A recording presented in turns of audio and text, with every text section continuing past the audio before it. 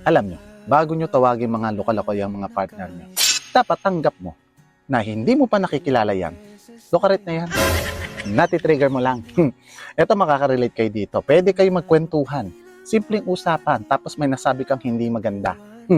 Makikita mo siya biglang nanahimik. Yung emotion niya sa sarili niya, sa katawan niya, nagpupulong. Pinag-uusapan kung papatulang ka para lambingin o talagang tutuluyan ka. Paawahin ka. Yan ay depende sa galawan mo. Dahil yan, may mga katanungan yan. Pag hindi ka nakasagot yan, patay ka. Pag sumagot ka ng pabalang, patay ka pa rin. Pero itong maganda.